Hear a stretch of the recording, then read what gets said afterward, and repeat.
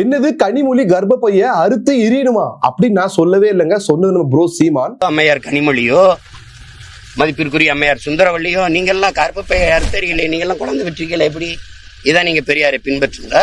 அதை பொது மேடையில பேசி வாக்கேளுங்களேன். கதறவிட்ட சீமான் வீட்டை முற்றுகையிட்ட பெரியாரிஸ்ட் குரூப். கிரேட் எஸ்கேப் ஆன சீமான் கேட்டு முன்னாடி நின்று அவமானப்பட்ட கருப்பு சட்டை கும்பல். மொத்தத்தில் நீங்க பார்க்க போற கண்டென்ட் பாத்துக்கிட்டீங்கன்னா ஒன் மேன் ஆர்மி சீமான் வர்சஸ் இந்த ஒழுக்கம் கேட்ட குரூப். நான் உங்க தேவ் டேனியல், வாங்க வீடியோக்குள்ள போலாம். சீமான் நாயி இன்னைக்கு பெரிய மயிறு மாதிரி பேசுறான். அவன் மயிரா? ஏன்னா சீமான் அவங்களோட கள்ள குழந்தை தானே. இல்ல, மன்னிப்பு கேட்கணும். நாங்க சட்ட ரீதியாக நடவடிக்கை எடுக்கிறோம். கிட்டத்தட்ட 70-80 வழக்குகள் கொடுத்துருக்கோம். 28ஆம் தேதி வந்து அதோட தீர்ப்பு வருது. 14 வருஷம் ஆச்சு. இது வரைக்கும் கிட்டத்தட்ட 10க்கும் மேற்பட்ட மீனவனை இலங்கை கொலை பண்ணி இருக்குது. என்ன நான் நேரம் அப்படியே கேக்குறேன், என்னையா பண்ண நீ? இன்னைக்கு தமிழ்நாட்டுல தவிர்க்க முடியாத ஒரு அரசியல் தற்குறி தலைவர்னா அது நம்ம அண்ணன் சீமான் தாங்க. ஏன் சொல்றேன்னா, இப்ப எப்படி வடிவேல் இல்லாம ஒரு காமெடி சீன் இல்ல, ரகுவரன் இல்லாம ஒரு வில்லன் சீன் இல்ல, அந்த மாதிரிதான் இன்னைக்கு பல அரசியல் கட்சிகளுக்கு அண்ணன் சீமான் தான் காமெடி பீஸாவும் இருக்காரு, வில்லனாவும் திகழ்ந்துகிட்டு இருக்காரு.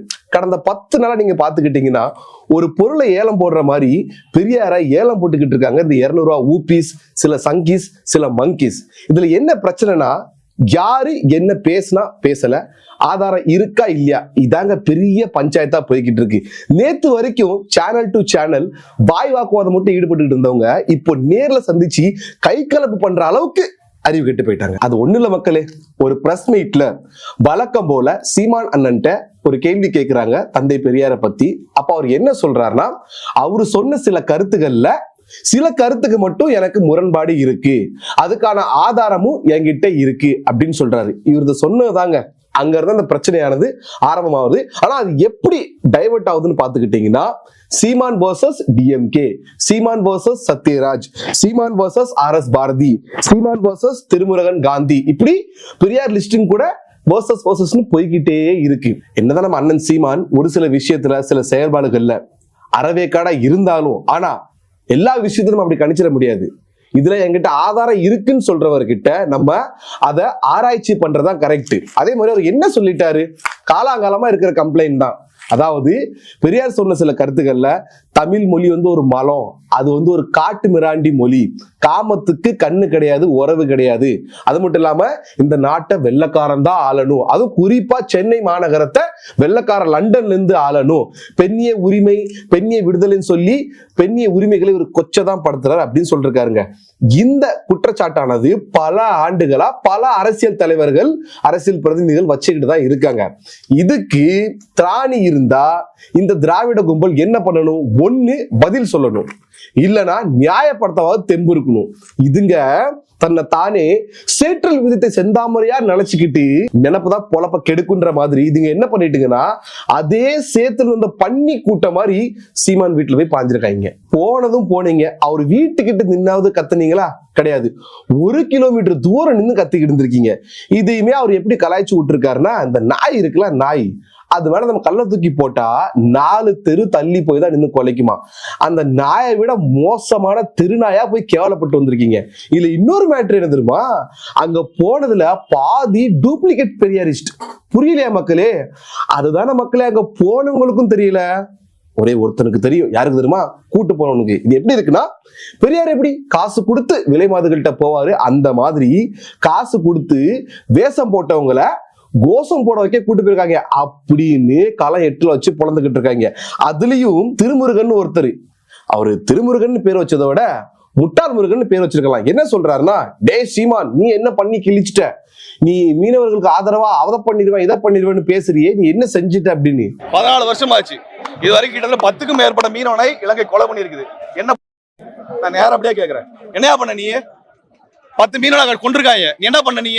இலங்கை தூதரகம் இங்கதான் இருக்குது, இலங்கையோட புத்தம் படம்லாம் இங்கதான் இருக்கு. என்ன சீமான் அதை பண்ணாரா? ஐயா, ஒரு 8% ஓட்டு வச்சிருக்கிற ஒரு கட்சி தலைவர், அவ்வளவுதான். அவர்கிட்ட பதவி கூட இல்ல, ஆட்சி அதிகாரம் எல்லாம் உங்கள்கிட்ட இருக்கு. பல முறை சென்ட்ரல்ல கூட்டணியில வேற நீங்க இருந்திருக்கீங்க காங்கிரஸ் கூட. இந்த அடிப்படை அறிவு கூட உங்கள்கிட்ட இல்ல. கேட்டா இவங்க பகுத்தறிவாதிகளாம். பகுத்தறிவு அதை விடுங்க. இன்னொன்னு என்ன சொல்லிருக்காங்க, பிஜேபி கிட்ட இருந்து பிச்சை எடுக்கதான் சீமான் இப்படி பெரியாரை எதிர்த்து பேசிக்கிட்டு இருக்காரு அப்படின்னு. சரி, நீங்க சொல்ற மாதிரி உண்மைன்னா அப்ப எனக்கு ஒண்ணு கேட்க தோணுது, பெரியார் சொன்ன எந்த கருத்தையும் ஃபாலோ பண்றது கிடையாது, அந்த முழு கருத்தையும் வெளியே விடுறது கிடையாது, பத்தாக்குறைக்கு அந்த விடுதலை புத்தகத்தையே வெளியே விடுறது கிடையாது. நீங்களே அவருடைய அறக்குறை கோட்பாடை மட்டும் வச்சுக்கிட்டு வெக்கமே இல்லாம ஓட்டுக்காக மக்கள்கிட்ட பிச்சை கேட்கீங்களே, அப்ப இதுக்கு பேரு என்னது? வாய்க்கு வக்கனே பேசுனீங்க இல்ல மத்த பிரச்சனைக்கெல்லாம். அண்ணா யூனிவர்சிட்டி பிரச்சனைக்கு மட்டும் எந்த பெண்ணினவாதிகளும் குரல் கொடுக்கல.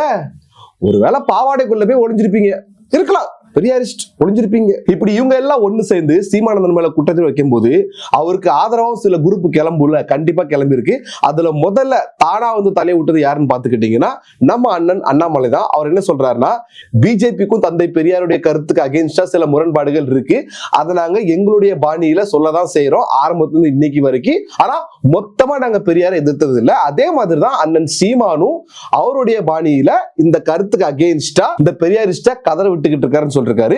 அடுத்ததா ராஜா என்ன சொல்லிருக்காருன்னா, 1000 தான் சீமானுக்கு எங்களுக்கும் அரசியல் கருத்து வேறுபாடுகள் இருந்தாலும் இந்த விஷயத்துல நாங்க சீமானுக்கு சப்போர்ட்டா நிப்போம். அது மட்டும் இல்லாம சீமான் இருக்கிற மாதிரி எங்கிட்ட சில ஆதாரங்கள் இருக்குன்னு சொல்லி என்ன சொல்றாருன்னா, சுவாமி சிதம்பரனார் எழுதின ஒரு புக்ல ஈவேரா வந்து எப்பவுமே வழக்கமா இந்த விலை மாதுகிட்ட போறது வழக்கம். அது மட்டும் இல்லாம தனியா போக மாட்டாரு, கூட ஃப்ரெண்ட்ஸுங்களோட தான், அதாவது நண்பரோட தான் போற அப்படின்னு சொல்லிருக்காரு. அதே மாதிரி அங்க இந்த திராவிடியன்ஸ் குரூப்புக்கும் சில பேர் முட்டு கொடுத்துட்டு இருக்காங்க. அதுல யாருன்னு பாத்துக்கிட்டீங்கன்னா கரு பழனியப்பன், அப்புறம் சில டிஎம்கே சொம்புகள் முட்டு கொடுத்துட்டு இருக்காங்க. ஆனா ஒரு அக்காவை மட்டும் காணோம். மதிவதனி அக்காவை எங்க போயிட்டாங்க? மது குடிக்க போயிருப்பாங்களோ? போனாலும் போயிருப்பாங்க, ஏன்னா அவங்க தான் பெரியாரிஸ்ட் ஆச்சே. சில சொம்புகள் பண்ண குசும்பியும் அதே மாதிரி சீமான் அண்ணன் இழுத்த வம்பு இது எல்லாமே நம்ம பார்த்தாச்சு. இப்போ இந்த பிரச்சனை தொடர்பா எங்களுடைய கருத்துன்றதை நாங்க சொல்ல விரும்புவோம். முதல்ல இந்த பிரச்சனையை அடிப்படையா கொண்டு இவங்க போராடின விதமே ஆஸ் அ பெரியாரிஸ்டா ஒரு பெரிய தப்பான முறை தாங்க. ஏன்னா இவங்க பகுத்தறிவுன்னு பேசுறாங்களே, எந்த பகுத்தறிவுவாதி என்னதான் ஒருத்த மேல நமக்கு வெறுப்பு இருந்தாலும் அவங்க வந்து வாய் வழியா தான் வாய்மையே வெல்லுன்ற மாதிரி தான் அவங்க வந்து ஜெயிக்க பார்ப்பாங்க. ஆனா இவங்க போய் என்ன பண்றாங்கன்னா, சீமானுடைய உருவ பொம்மையை எரிச்சிருக்காங்க, சீமான அசிங்கமா திட்டிருக்காங்க, சீமானுடைய போட்டோ வந்து செருப்பால அடிச்சிருக்காங்க. எந்த பகுத்தறிவாதி இதை பண்ணுவான்? அதை விடுங்க. உங்க திராவிட மூத்த தலைவர் கலைஞரே 3 மனைவிங்க அவருக்கு. மத்த எதுல பெரியார் சொன்னதை ஃபாலோ பண்ணாரோ இல்லையோ, கரெக்டா மனுஷன் எதுல ஃபாலோ பண்றாரு பாத்துக்கிட்டீங்களா? ஏன்னா அவர் சொன்ன நிறைய நல்ல விஷயங்கள் இருக்கு, அதெல்லாம் பண்ணவே இல்லை. அடுத்ததா RS பாரதி அவர் என்ன பேசிருக்காருன்னு பாத்துக்கிட்டீங்கன்னா, சீமான நான் சும்மா விட போறது இல்ல, ஒரு அப்பனுக்கு பிறந்திருந்தா நேர்ல வாடா அப்படின்னு பேசிருக்காரு. இது எந்த பகுத்தறிவாதி இந்த மாதிரி கீழ்த்தரமான வார்த்தையை யூஸ் பண்ணுவான்? இதுவே சீமான் பேசியிருந்தா இந்நேரத்துக்கு அவர் மேல எந்தெந்த சட்டம் இருக்கோ அது இல்லாத சட்டம் கூட அவர் மேல பாஞ்சிருக்கும். அது எப்படி அண்ணா யூனிவர்சிட்டி பிரச்சனைக்கு ஆளுங்கட்சியா இருக்கும் போது நீங்க அமுக்கிட்டு இருக்கீங்க, அதே பொள்ளாச்சி பிரச்சனைக்கு எதிர்கட்சியா இருக்கும் போது அவுத்து போட்டு ஆடுறீங்க. இது எந்த ஒரு நியாயன்றது எனக்கு புரியல. அது மாதிரி நீங்க என்ன சொல்றீங்கன்னா, நாங்கெல்லாம் பெரியாரிஸ்ட், அவருடைய கொள்கையை ஃபாலோ பண்றோம். அப்படி பார்த்தா அந்த மனுஷன் உருப்படியா பண்ண ஒரு விஷயம் என்னன்னா, இந்த சமூக நீதியை எதிர்த்து போராடினதுதான். சோ உங்க கோட்பாடுலயே அது இருக்கு, ஆனா உண்மையிலே உங்க அரசியல் கட்சியில் அது இருக்கா? கண்டிப்பா கிடையவே கிடையாது. இதுவரைக்கும் எந்த தாழ்த்தப்பட்ட சமூகத்தை சேர்ந்த மக்களை நீங்க உயர் பதவியில உட்கார வச்சு அழகு பார்த்திருக்கீங்க, இல்ல அவங்கள பெருமைப்படுத்தி கௌரவிச்சிருக்கீங்க? சுத்தமா கிடையாது. இப்ப அண்ணன் சீமான் மட்டும் என்ன தப்பா சொல்லிட்டாரு? உங்க பெரியார் வாங்கி கொடுத்த அதே கருத்து சுதந்திரத்தை யூஸ் பண்ணி அவர் பேசியிருக்காரு.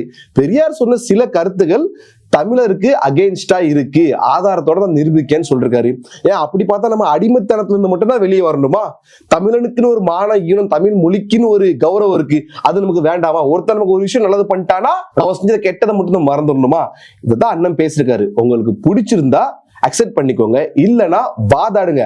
அதை விட்டு இப்படி கண்டனம் தெரிவிச்சீங்கன்னா அவரு காணாம மட்டும் போக மாட்டாரு, இன்னும் பாப்புலாரிட்டி கூடி உங்களை கண்டம் பண்ணிடுவாரு, பாத்துக்கோங்க. இதான் எங்களுடைய கருத்து. வீடியோ பார்த்ததுக்கு அப்புறம் உங்களுடைய கருத்துன்றதை கமெண்ட் பாக்ஸ்ல மறக்காம மென்ஷன் பண்றேங்க. சேனல் சப்ஸ்கிரைப் பண்றேங்க.